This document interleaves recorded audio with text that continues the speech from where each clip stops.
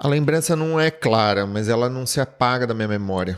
Eu sentia na adolescência, como acontece com quase todo adolescente, uma rebeldia difusa, um nervosismo sem objeto. Eu sentia que eu estava sempre tropeçando, sempre pisando na bola. Me sentia terrivelmente sozinho, né? Me sentia colocado à prova pelos amigos, pelas amigas, um pouco ostracizado pela família, um ETzinho ali dentro da família. E, e talvez não fosse nada disso, talvez fosse uma maneira de enxergar. Só que eu não via isso, não era uma coisa que estava clara para mim. E foi quando, mais uma vez, eu descobri a literatura. Já tinha descoberto a literatura outras vezes, mas dessa vez foi com o Apanhador, no campo de centeio, com essa personagem incrível que é o Caulfield.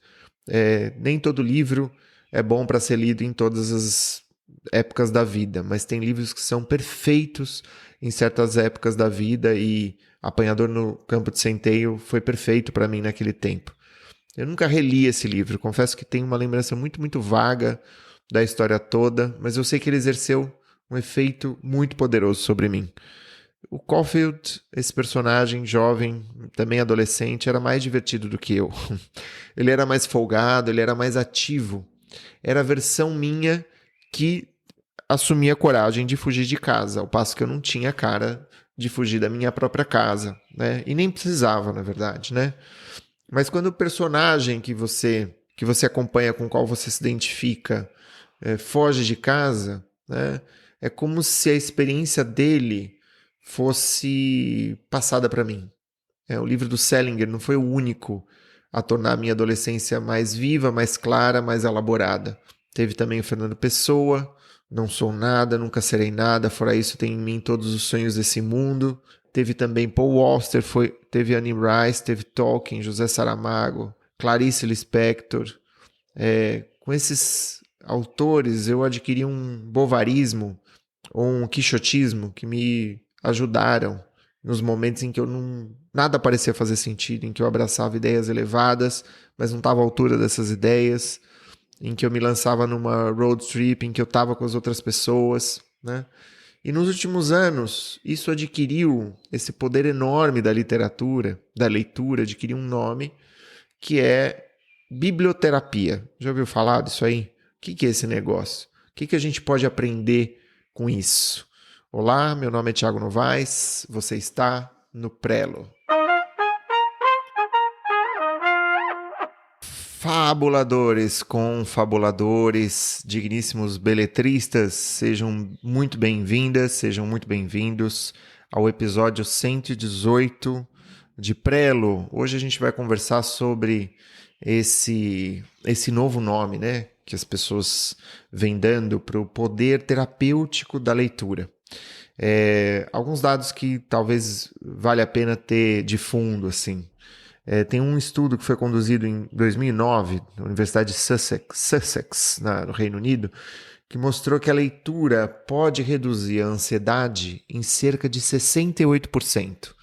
Maluco, né? Como os pesquisadores chegam a números muito, muito específicos, objetivos, a partir de um sentimento tão assim, dar números para as coisas eu acho que é difícil. A gente tem que, inclusive, avaliar o método e refletir criticamente sobre o método.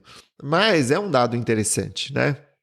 Ou seja, 68% das pessoas que, submetidas à leitura, reduzem os níveis de estresse, reduzem os níveis de ansiedade, o que é maior do que ouvir música, o que é maior do que sair para caminhar, né? Foram apenas 6 minutos de leitura, né, que reduziam riscos de AVC em 50%, riscos de doenças cardíacas em 40%. Ou seja, a coisa é mais saudável do que salada, né? É uma coisa impressionante. Outro estudo de 2013, que foi publicado na revista Science, descobriu que o indivíduo que lê ficção pode ter uma teoria da mente muito mais desenvolvida em comparação com quem não lê. O que é a teoria da mente? É um conceito, é uma capacidade de entender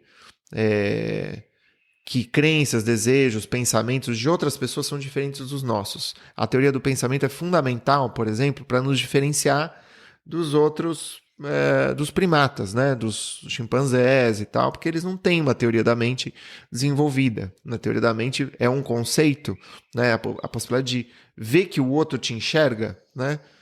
Enxergar que o outro te enxerga é algo muito sofisticado em termos cognitivos, né? E quem lê romance, quem lê ficção, tem isso muito mais desenvolvido.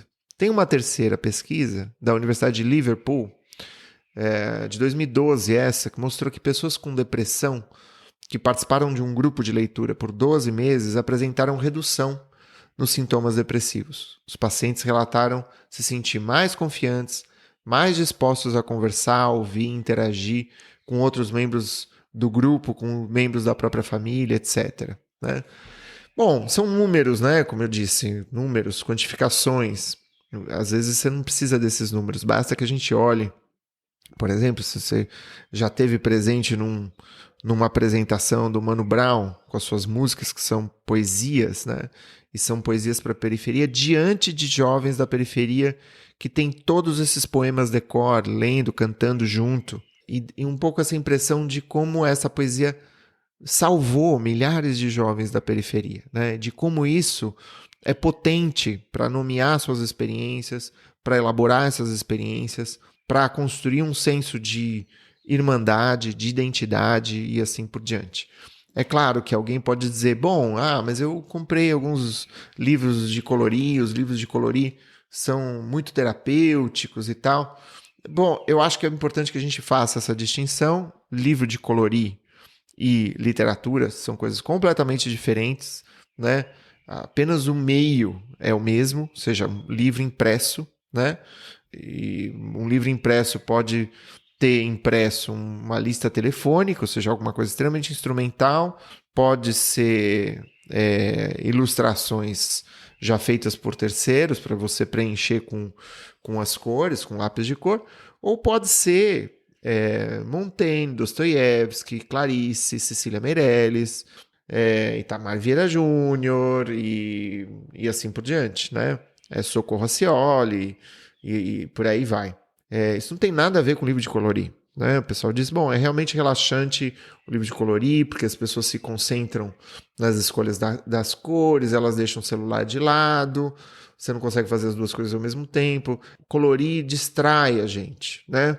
Tudo bem, distrai, alivia, relaxa, estimula de alguma maneira a concentração, mas vamos dizer que essa é uma ideia mais primitiva, né, de terapia. Você literalmente desenha em cima do que os outros desenharam. Ele é ativo, mas ele é quase passivo, né? É como andar de bicicleta. É bem menos, na verdade, do que andar de bicicleta com rodinha. Ele é um estágio 1 da vida.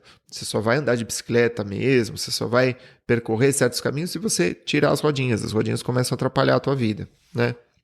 E eu acho que o livro de colorir, ele tá justamente, eu acho que a gente não deve também subestimar a ajuda quando a pessoa está numa situação que ela se sente muito limitada, muito restringida, né? Ela é uma distração, é uma palavra cruzada, um sudoku, mas ela não passa disso. Eu estou falando de outra coisa, que é a ideia de biblioterapia para livros, para obras literárias, para ficção, para esse esforço de imaginação que a pessoa tem quando um personagem se vê em alto mar e a narrativa fala, fulano estava em alto mar, ele estava atrás de uma baleia, né? Procurar essa baleia era a razão da vida dele, matar essa baleia, ele queria vingar a própria vida na morte dessa baleia, enfim, por que ele faz isso, como pode, né? Quem é essa pessoa, né? Se identificar com situações de amor, de paixão, de traição, de cansaço, de enclausuramento, isso é um outro universo, né?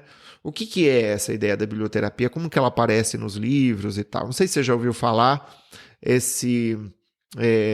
tem às vezes um outro artigo que chama sempre atenção, sempre que eu publico isso nas redes, tem muita curtida e as pessoas comentam muito, elas gostam de comentar sobre esses assuntos.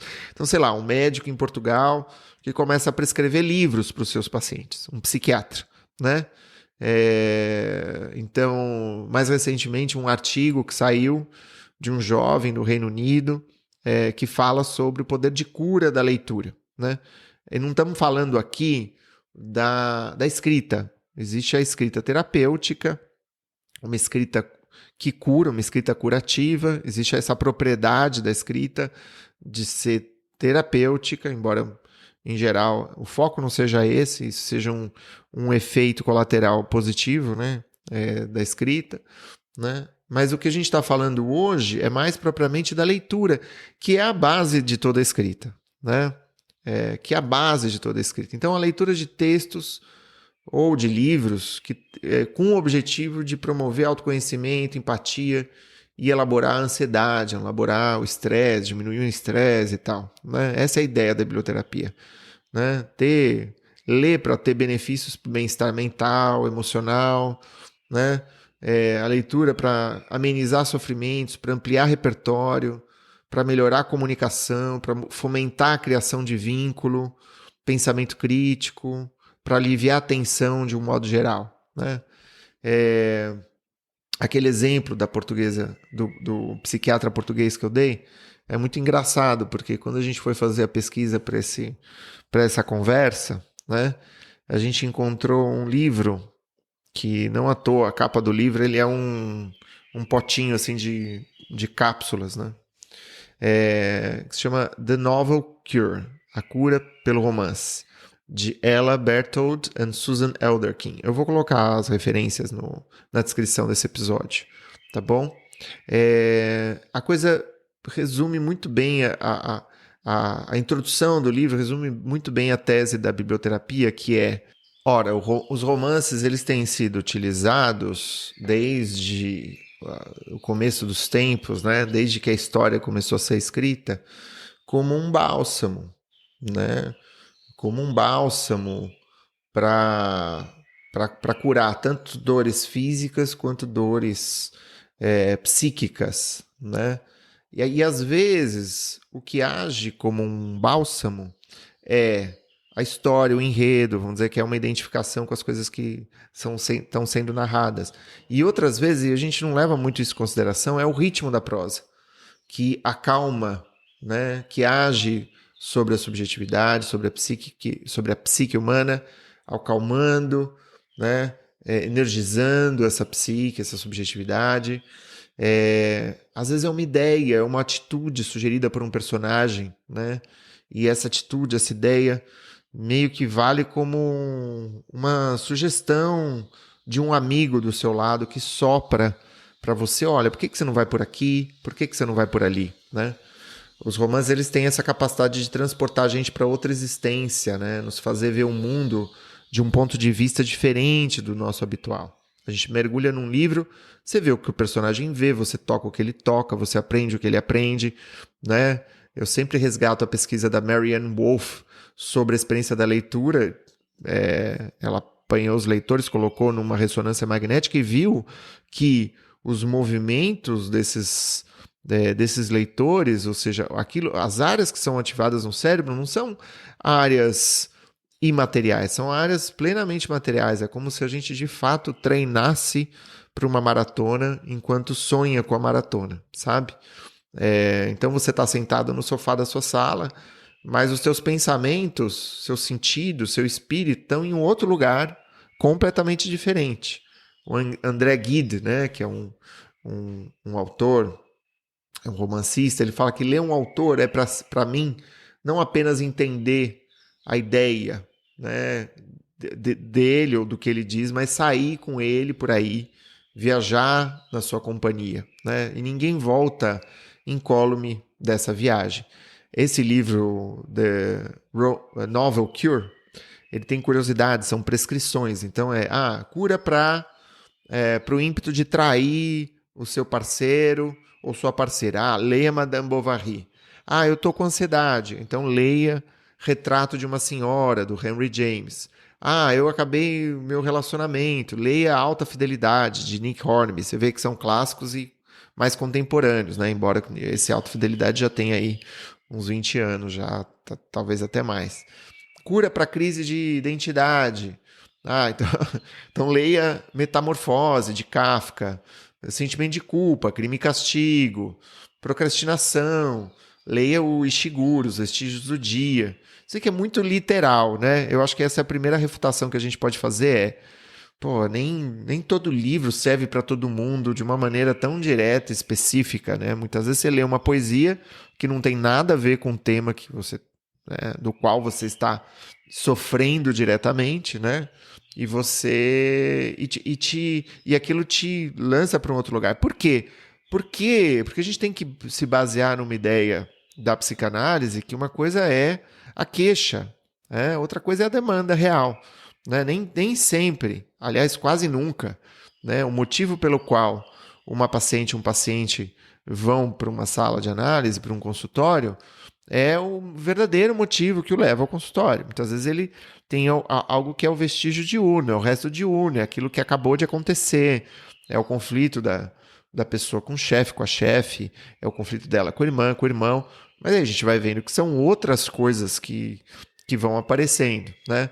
Mas o livro não deixa de ter o seu caráter pitoresco. Então, sei lá, se você, por exemplo, sofre de diarreia, o livro chega a esse ponto. Então você tem que ler livro trechos rápidos, fragmentos, Cidades Invisíveis, do Italo Calvino, Diário de um Ano Ruim, do Coetzee, né? Ou coisas muito mais sérias. Se você está passando por um tratamento de câncer, quando o teu corpo está exausto por causa da quimioterapia, a cabeça se recusa a pegar no tranco, vale a pena você ler Androids Sonham com Ovelhas Elétricas, do Philip K. Dick, ou Bonequinha de Luxo, do Capote, ou Flush, da Virginia Woolf, e assim por diante. Né? A gente começou a falar das refutações, né, desse aspecto mais literal das recomendações. Agora, eu acho que existe alguma coisa que é muito maior, que é essa ideia de instrumentalização da leitura, né, que pressupõe uma funcionalidade de tudo que a gente faz, né, no sentido de que tudo tem que ser um meio para um fim, né?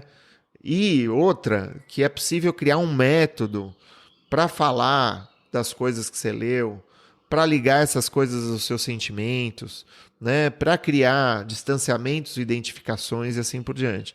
Como se existisse um método ou um modo, né, mais eficiente ou eficaz de aproximação da leitura, né?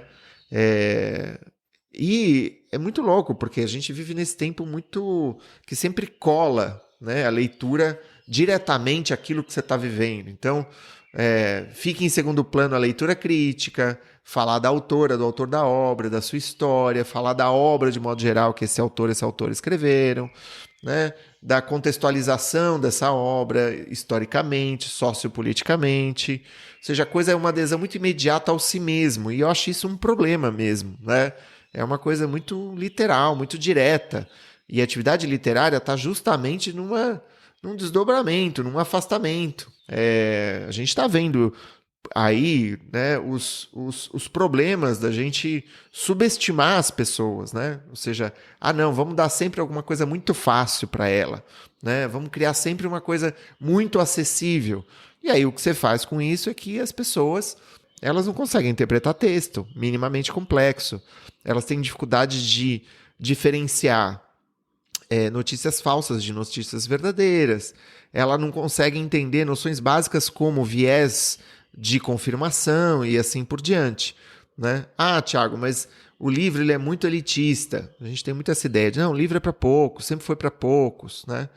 Pois é, eu tenho minhas questões em relação a isso, né? Eu acho que o elitista é você presumir que a leitura não é para todo mundo. Eu acho que a gente tem provas, evidências, pelo menos, de que se você não subestima as pessoas, elas são capazes de ler qualquer coisa, por mais complexas que sejam, né? E estou falando de todas as pessoas, né? Eu topei recentemente com entrevistas, acho que foram feitas na década de 70, alguma coisa assim. E essa entrevistadora chegava para as pessoas na rua e falava: você tem o hábito de ler? O que você costuma ler? E eram pessoas, assim, atravessando ali perto da, sei lá, Central do Brasil. Eram pessoas, motoristas de praça, secretárias, né? Empregadas domésticas, assim. Enfim, eram pessoas de classe média baixa, às vezes, mas classe média. Acho que não tinha classe média alta lá não, entendeu? E a resposta dessas pessoas era: eu leio. Eu leio. Quantos livros? Eu leio 8 livros, leio 4 livros por mês, leio 10 livros por mês. É uma coisa muito impressionante. Vamos tocar um trechinho dessa entrevista, dessas entrevistas na rua, para vocês verem. Você gosta de ler? Gosto. Que tipo de livro? De ficção científica. Você tem algum autor preferido? Tenho Isaac Asimov. E você lê quantos livros por mês? Uns 3. Você tem tempo para ler? Tenho. Na condução eu leio. O senhor gosta de ler? Gosto muito de ler, todo tipo de leitura que traz algum esclarecimento, instrução, aquilo que possa nos ajudar a facilitar a nossa própria vida. E aí é claro que você pode falar: bom, mas é enviesado, você não pode tirar uma conclusão com base em um único dado, a gente não sabe quem eram essas pessoas, como essas entrevistas foram coletadas, de fato, mas a gente tem outras evidências, né? Eu tinha um professor de teoria crítica na Universidade de São Paulo, o professor Leon Kroschik. Ele dava um exemplo de uma vez eu acho que era o Marx, Engels, eles fizeram uma leitura assim de um texto que hoje é considerado super difícil, complexo, na porta da fábrica, assim, diante da fábrica, para operários, pessoas que não tinham tido uma instrução formal, né, elevada e assim por diante, hoje considerada elevada. E o relato é de que essas pessoas escutaram esse texto, essa leitura, sem nenhuma grande dificuldade. E depois discutiram sobre isso. Eu acho que antigamente as pessoas tinham mais espaço para debate de temas mais complexos. Elas discutiam as coisas a fundo, porque é isso que elas faziam. Não havia televisão, né? Não havia televisão, não havia rádio, né? Então o que as pessoas faziam? Conversavam.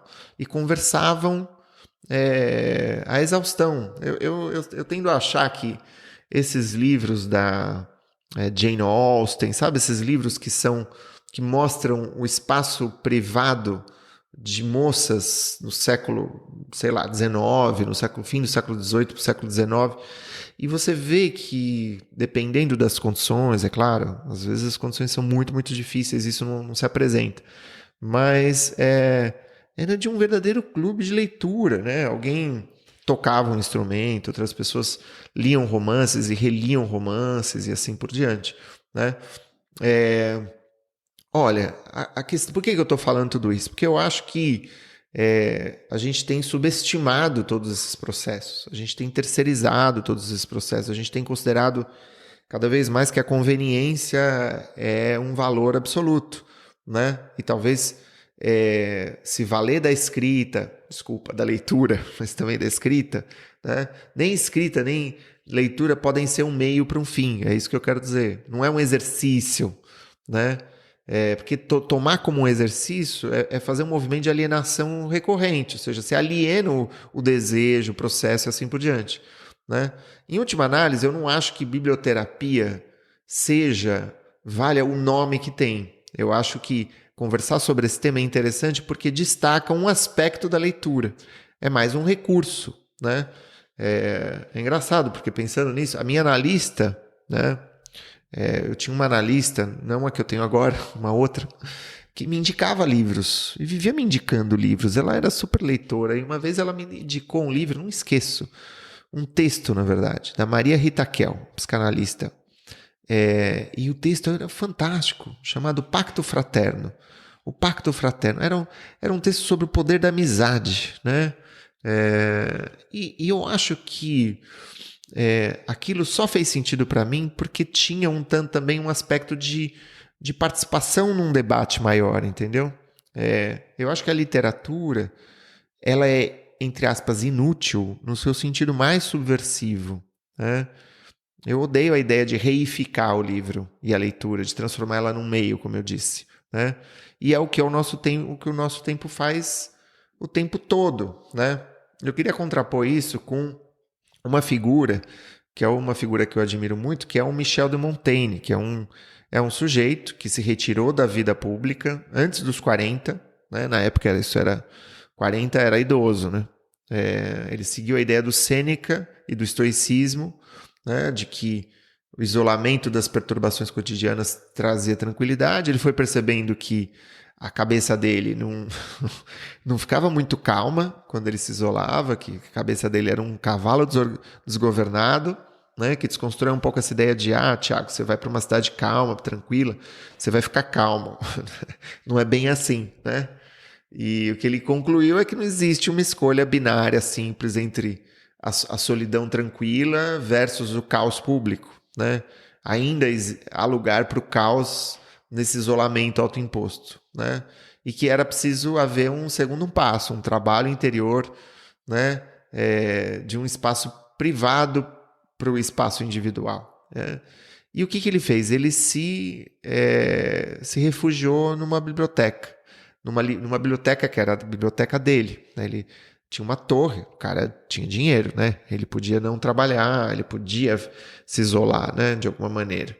Ele se isolou nessa torre e passou 20 anos lendo, relendo, né? Fez uma aposentadoria ali voluntária e foi escrevendo, né? À medida que ele lia. São os ensaios de Montaigne, que são uma beleza, super adiante do seu tempo, né?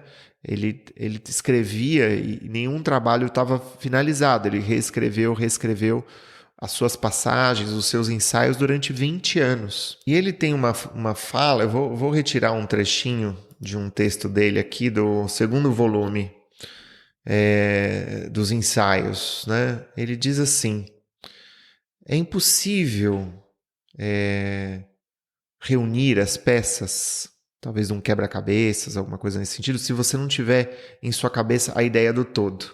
É impossível juntar as partes se você não tiver a ideia do todo. Qual que é a utilidade de se munir de tintas se você não sabe o que pintar? Nenhum homem esboça um plano definitivo para sua vida. Apenas determinamos as partes dele. O arqueiro deve primeiro saber qual é o seu objetivo. Depois, então, ele deve preparar a mão, o arco, a corda do arco, a flecha e sua broca para esse fim. Nossos projetos se perdem porque não são direcionados para um alvo. Nenhum vento é adequado para um marinheiro que não tenha um porto pré-determinado, né? Se você, em nenhuma situação, bom, aí sou eu falando, em nenhuma situação pode ser favorável se você não souber para que ela é favorável, né? É muito curioso porque, de fato, aí você descobre que a base do pensamento dele, dessa clareza, desse objetivo, estava na sua biblioteca, né? Estava na sua biblioteca, né? É muito interessante, existe um site, eu vou deixar no link desse episódio, o site que mostra uma visão em 3D desse lugar onde ele se retirou. Embora ele fosse uma pessoa de recursos, você vai ver que, para os padrões atuais, era, vamos dizer, uma torre monástica, era uma sala, né? O chão de tijolos, né? E a biblioteca dele não era uma biblioteca de 70 mil livros, de 100 mil livros, né? Hoje se estima que ele tinha 1.000 livros. 1.000 livros, olha que interessante, dos quais 100 exemplares sobreviveram, né? E o que ele fazia? Ele escrevia, entendia latim, né? Naquela época a educação incluía latim, assim como hoje é comum você ter aulas de inglês, né, no colégio, e tinha um latim na época, então ele escrevia essas frases latinas, né, nas vigas da torre, né, nas vigas da torre. Ele gravava isso em pequenos bloquinhos de madeira, né? E são frases que o lembravam das coisas que eram as mais importantes. Então, ele devia ler, reler e ele falou, não, essa é a citação que vale a pena eu tá sempre ali olhando para aquilo. Então, o auge da ciência humana é tomar as coisas como elas são.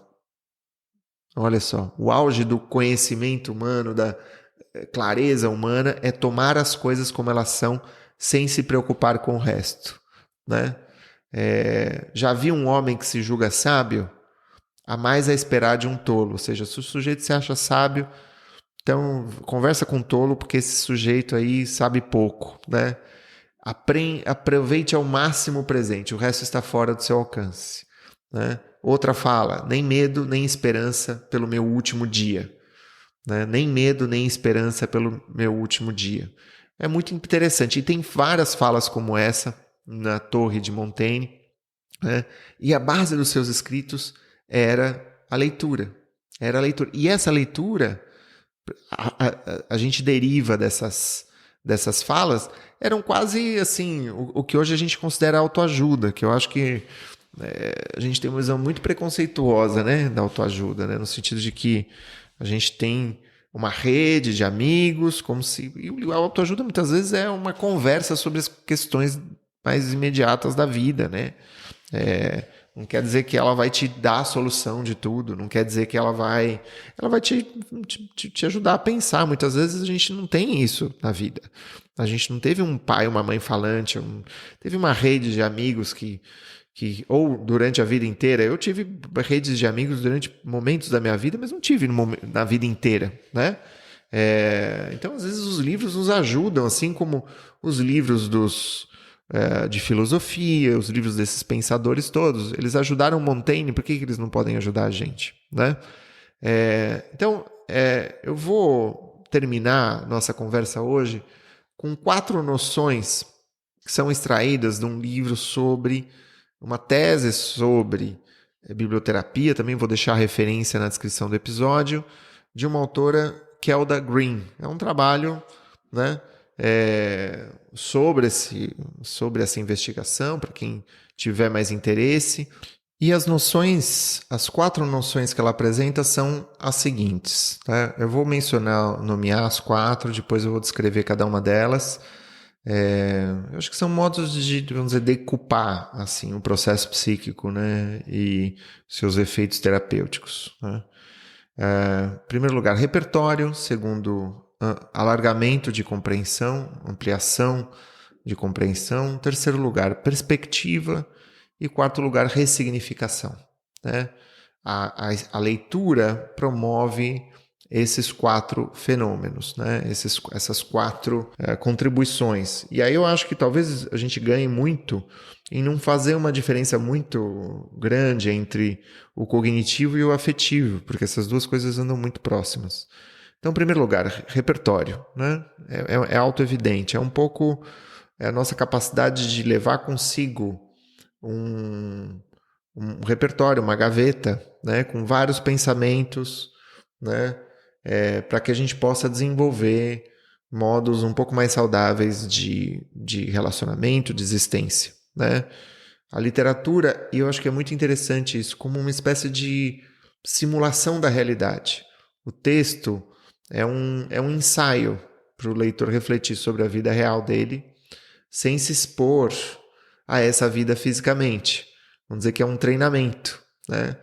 Ou seja, você treina por meio do outro e sem se afastar emocionalmente, porque parece que o vínculo afetivo com relação às coisas que a gente lê é condição para que a gente possa aprender de fato, né? Entrar em contato com uma multiplicidade de sentimentos complexos através dos livros. Tem muita coisa que eu li em Virginia Woolf, por exemplo, ou Clarice. Nossa, eu com 16 anos, eu li Perto do Coração Selvagem, e aquilo lá era uma mistura de leitura prazerosa com leitura desprazerosa, porque ela nomeava a angústia, e claro que quando você nomeia a angústia, você revive essa angústia, né? E era muito complexo. Eu falava, gente, como que porque ela publicou esse livro antes dos 17, como que ela pode ser tão sofisticada, como uma pessoa nessa idade pode ser tão sofisticada? Isso te mostra, né? É quase como se eu encontrasse uma criatura extraterrestre ali, né? Que me mostrasse caminhos e falasse, nossa, é possível ser inteligente assim? Nossa, eu também quero um pouquinho disso aqui, sabe? Em segundo lugar, essa ideia de ampliar a compreensão. Todos esses conceitos estão ligados, tá, gente? Então, eles podem, às vezes, até ser colocados juntos, mas é difícil, né? Se não impossível, saber o que ou quem você é e como você sente, até que isso apareça por escrito, de alguma maneira fora de você, né? É um pouco a função da análise. Quando alguém te nomeia num espaço analítico, ela te ajuda a te enxergar. Você se enxerga melhor, né? Ou seja, é isso que significa encontrar uma linguagem com a qual você vai pensar, né? Os limites do meu mundo são os limites da minha linguagem. É uma outra forma de dizer isso, né? Ou seja, é um pouco alargar esse espaço em que você é capaz de pensar, poder pensar sobre mais coisas, né? Eu tive experiências com a psilocibina, que eu retratei que eu descrevi no meu livro Baleias no Deserto, e os neurologistas falam sobre a rede neural de modo padrão, né? Com a qual a gente sempre volta, que é quase como se fosse a rede rodoviária e ferroviária do cérebro, assim, são caminhos previamente trilhados, né? E, ao mesmo tempo que isso ajuda, isso também atrapalha a encontrar outros, né? E a literatura, o que ela faz? Ela é a peixeira que a gente usa para abrir espaço na mata, para abrir uma trilha, né, na mata. É isso. A gente, de algum modo, lê para entender que outros caminhos são possíveis, que outras experiências são possíveis, que outros modos de vida são possíveis, né? E, ao mesmo tempo, a gente vai para essa terceira noção, que é a da perspectiva, né? Ler um livro é encontrar o outro. A gente foca muito nessa ideia de identificação. Mas a gente lê também para encontrar o outro, para ver que outras formas de vida são possíveis. Se a gente não tiver uma curiosidade mínima em relação ao outro, a gente não pode nunca presumir que as pessoas vão ter curiosidade em relação a nós, né? É meio assim, não, cada um fica na sua toca e é isso. E a literatura é totalmente avessa a essa ideia, né? Reposicionar a si mesmo em relação a uma matéria que seja, por exemplo, emocionalmente carregada para você, sabe? Afetivamente saturada, que pode te trazer sofrimento, né? E enxergar isso a partir de uma outra perspectiva, né? Ao mesmo tempo que essa interlocução, essa linguagem nova situam uma dor que a gente eventualmente viveu e que é abordada no livro, situam ela no tempo. A experiência do outro relativiza a nossa dor. E é bom que seja assim, relativizar a própria dor, porque, em geral, você vê um bebê chorando, né? Ele não tem uma noção de espaço, de tempo, de eu, tão precisa quanto nós, né? E quando a gente é tomado por uma dor extrema, por um pânico, uma desorganização, o que é essa desorganização? É uma ideia de que a dor é uma dor atemporal, de que a gente vai viver nessa dor o tempo todo. E a perspectiva da leitura, ela cria esse distanciamento. E cria, em quarto lugar, uma ressignificação, né? É uma ideia de voltar atrás nessas experiências mais pesadas, né? Não como uma ruminação repetitiva, circular, vamos dizer, um cárcere, né? Afetivo, né? Mas a partir de uma nova compreensão desse passado, né? Para que você possa, a partir disso, seguir em frente. E justamente os experimentos eles mostram que as pessoas que leem mais, elas têm uma capacidade de fazer uma autoavaliação, uma reavaliação, uma reflexão retrospectiva das próprias vivências com muito mais sofisticação. E que isso é desencadeado, vamos dizer, disparado pela leitura, né? Bom, essa conversa toda é um estímulo, né? Eu acho que talvez ela sirva mais para um estímulo à leitura, né? Para dizer que tem muito mais na leitura do que a gente pode imaginar, que a leitura é um modo de fazer amigos, que a leitura ela tem como efeito colateral uma espécie de terapia informal, né? Que o pensamento literário ele é o próprio pensamento, mas mais alargado, mais complexo, mais rico, mais vivo, e que isso tudo torna mais viva a nossa vida, de que é uma maneira de você pensar como as pessoas refletiam sobre os problemas que a gente tem em outras épocas da história, em outros tempos, né? Em outros lugares, a partir de outras perspectivas. Imagina um tempo em que a faixa etária, ou seja, as pessoas morriam, a expectativa de vida era 35 anos, vamos dizer, né? Claro que isso tinha a ver por conta da mortalidade infantil, que era muito alta e tudo mais, mas, enfim, as pessoas viviam menos, né? Há 2000 anos. E como que elas pensavam em consequência disso, né? Essa abertura, essa ampliação, ela é uma riqueza que não tem como quantificar. É muito mais do que terapêutica, é isso que eu diria. Sabe? Eu acho que é legal ter isso em conta, né? Que a literatura é um modo de ser, um modo de existir mais bonito, mais complexo, mais rico e mais social. E é isso. Curta esse episódio, compartilhe com os amigos. Se você acha que alguém pode se interessar, pode achar interessante esse debate, não deixe de comentar, dizer o que você pensou, o que você achou. Né? Responde ao e-mail que eu te mando todas as semanas com suas impressões. Fica à vontade para me escrever no Instagram e se inscreva no programa se você ainda não fez isso. Não deixe de favoritar, não deixe de dar 5 estrelas se você curte o programa. E a gente segue. Um grande abraço e até mais. Tchau!